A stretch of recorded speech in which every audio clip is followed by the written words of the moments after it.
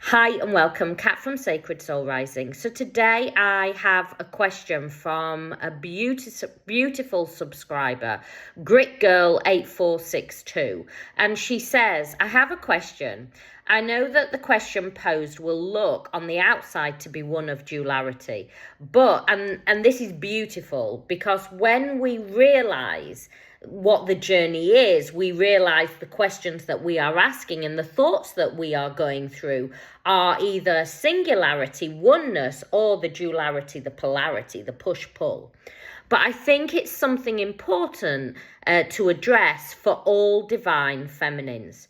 So much of what we hear is that we are in charge of the journey, i.e. the divine feminine is in charge of the journey. And when the divine feminine shifts, so does the counterpart, i.e. divine masculine. Since the early stages are fraught with pain, hearing this brings about an ego-based thought of how it's not fair. We have to do all the work and they just sit back and do nothing. At least that's what my ego said long ago. And I've seen these same comments. So she's seen loads of the same comments. And let's face it, if you've looked and read a few comments, you'll have seen these. Why? It's not fair. It's not fair that the divine feminine has to do all the work. And remember, when I'm talking about divine feminine, divine masculine, I'm talking about it from an energetic push-pull. This is not about how you identify in the physical. If you are the pushing energy, if you are the chasing energy, if you are searching and feeling abandoned, feeling betrayed, feeling lost, feeling not enough, you are divine feminine. Divine feminine always goes first, and you could be divine, you could identify as male, but still be the divine feminine pushing energy in this connection. The divine masculine is always the running energy, the one that is running away, that is trying to escape, basically trying to escape the intense frequency and energy. At least that's what my ego said for a long time, and I've seen the same comments. Kat, how could this be explained better? Okay, put it all on me. No, how could this be explained better? For those that are still in the duality and in the depths of dark night of the soul. So when you are first catapulted into this journey, you are in absolute chaos. Your world feels like it's falling apart. You can barely clean your teeth. You can barely function. You do not know what is happening. And how crazy is it? From another person, could this even be? That's not what you normally do. That's not how you normally act. You know, you are a responsible person. You have, you know, a nice going on. You have a nice life. And suddenly you are now in this chaotic energy when that's not who you truly are. You don't do those things. And that is the beginning stages of the journey. She also says, you know, for those people that are emerging, so you've gone through that dark night of the soul and you are starting to emerge out of it. You are starting to, you know, starting to be able to function a little better in the world. You are starting to understand that this probably is not something normal and that there is something deeply spiritual about this connection. And for those that are farther along, that are reflecting on past growth. So she's asking about, you know, can you explain it from all stages that people are going through? And of course I can. So, you know, why does it look like divine masculine is doing nothing? Why does it look like that the divine feminine is doing all the work here? I want to first really state this clearly, that both twins in those initial, you know, that initial soul recognition, when you're thrown into it, it feels chaotic to both. But how the polarity deals with it, once soul recognition happens, okay? Once soul recognition happens, that is when the separation happens. And I'm going to use Rebecca Campbell's, because they're sat in front of me. I'm going to use her cards to show you how. So we're a 3-part being, okay? We have a body. So see this as the body, okay? So the body is how you recognize me. So say I don't make a video where I'm on visually. If I make one where I've got one of my nice videos playing, you know what I look like. You know that I've got green eyes. You know that I've got dark hair. You know that I often wear silver jewelry. You know what sort of cat looks like, so to speak, unless I change something. You also know how I speak. You know the tone of my voice. You know my personality a little bit. You know what cat, if you heard my voice, you'd go, yep, that's Cat. I know, oh, you saw me. You would know that I am Cat.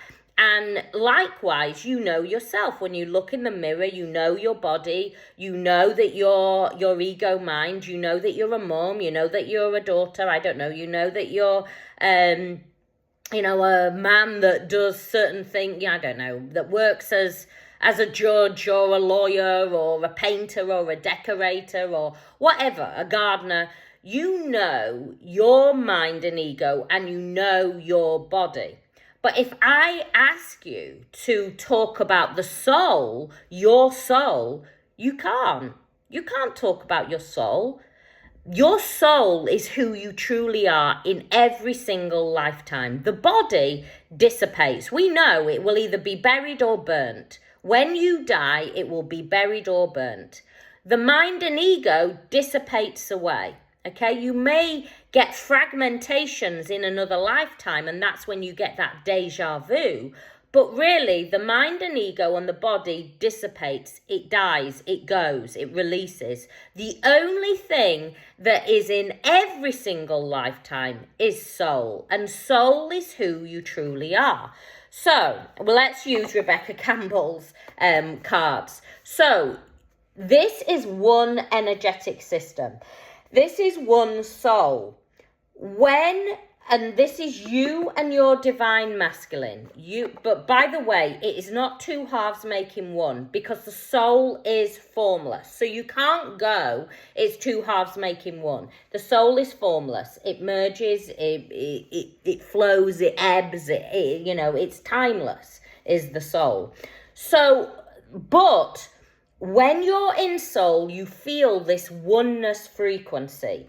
When you are in separation consciousness, okay, separation, you feel separate. So if this, let's have you as this. If this is you, you are separate. You are separate to the trees. You are separate to the bees. You are separate to the ocean. You are separate to divine masculine. You see divine masculine as the physical form, as the mind and ego, and as the body. You do not see divine masculine as soul. So you see yourself as two individuals, and you see that when you push, divine masculine moves away. Why is this? The reason why is you're one energetic system. So your thought, you know that you have telepathic thoughts and feelings between you. You know that you will know when divine masculine is going to say something, or you will feel their energy coming back in, and you'll go, I just know that they're going to reach out, or I just know that, they're going to say this, or, twins know when they're at certain points. You will go, I can taste coffee and I hate coffee, and you know that your divine masculine loves coffee, or vice versa. When you are in separation consciousness, you will view the connection as two individuals. As you shift along the journey, you will start to feel the oneness. Why is this? Because you are on an awakening journey. An awakening journey is where we shed, and that kundalini that is activated, Shakti Ma, is moving through your chakra system. As she moves through your chakra system, she is purifying it. As she purifies it, she releases all those lower dense frequencies where you have felt not enough, where you have felt solely in the body.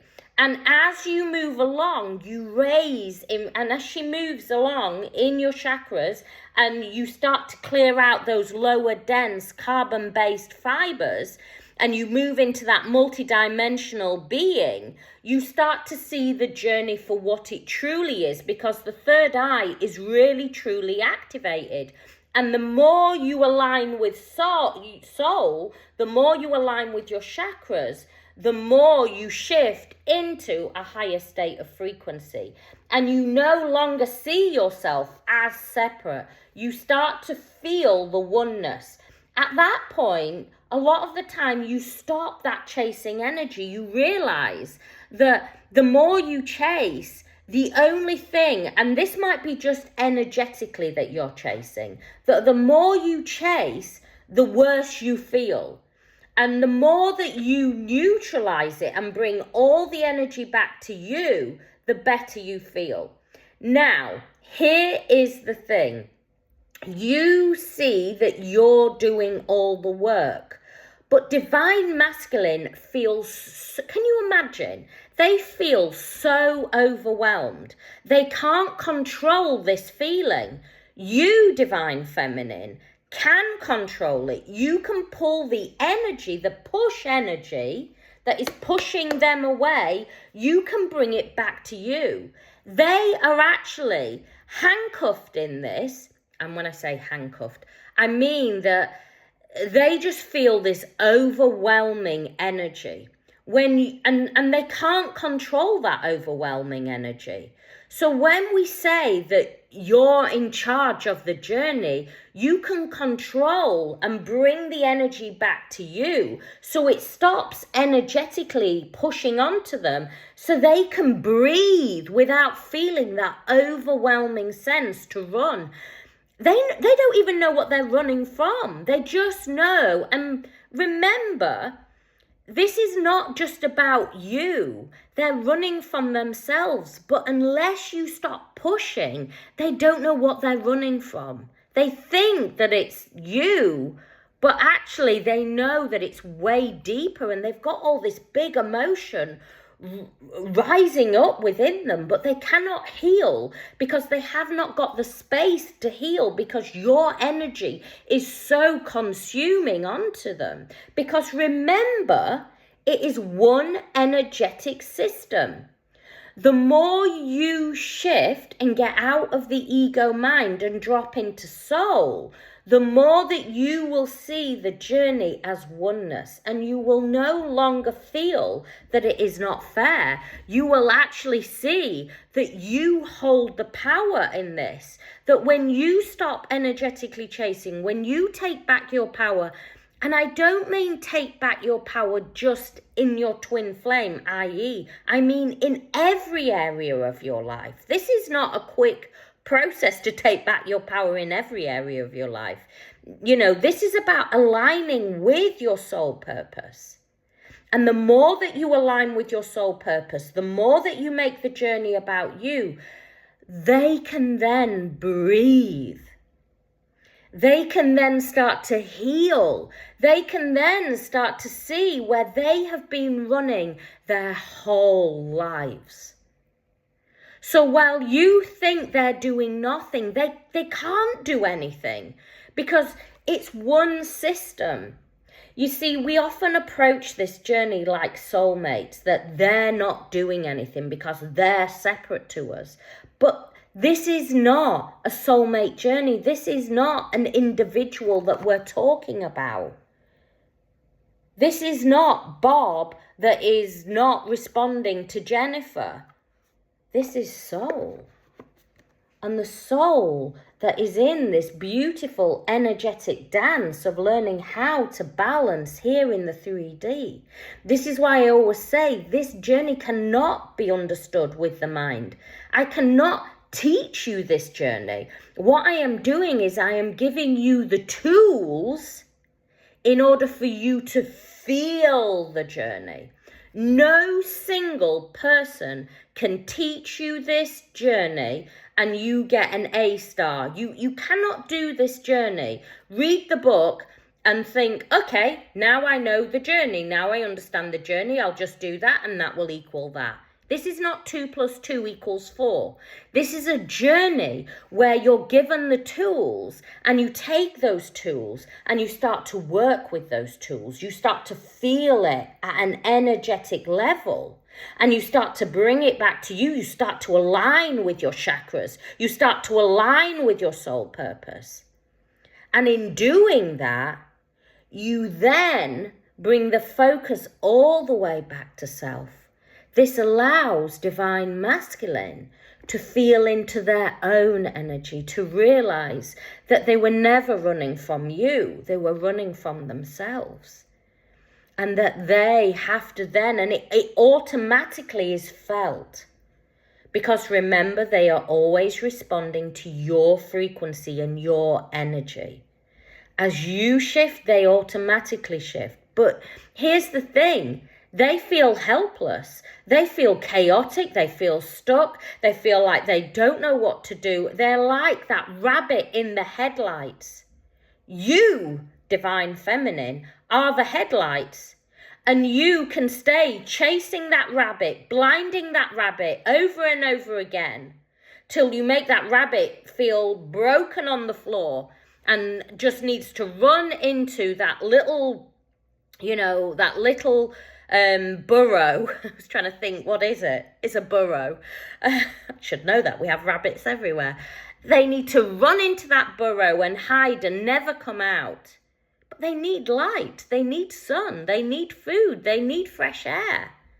The only way they can get that fresh air, the only way they can get the light, the only way that they can feel their true power is for you to take your beaming headlights off them and drive on your own path.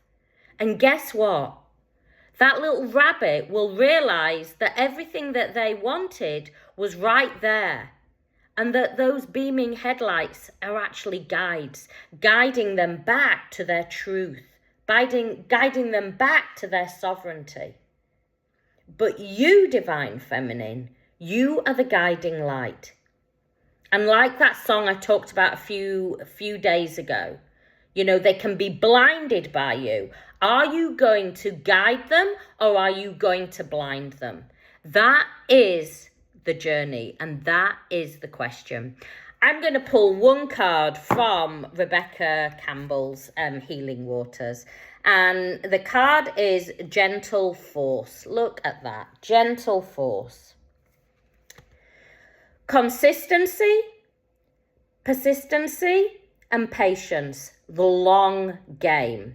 I want you to know that this journey is not about waiting. You have been waiting, divine feminine, for yourself your entire life. Now is the time that you see that you create the magic, that you hold the keys, that you hold the magic. And only when you reclaim this part and you start feeling a victim to this journey will your journey change. I know that my messages aren't always feeding mind and ego.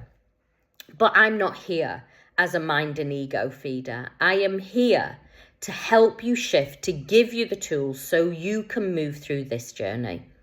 If you need any help and support, my website is there. Today's Awaken to Consciousness, where we delve fully into it and really help you shift on this journey. This journey is an incredible journey. This journey is the biggest gift you will ever be given, but only when you stop seeing the journey as divine masculine not doing anything. Divine masculine is blinded by your light.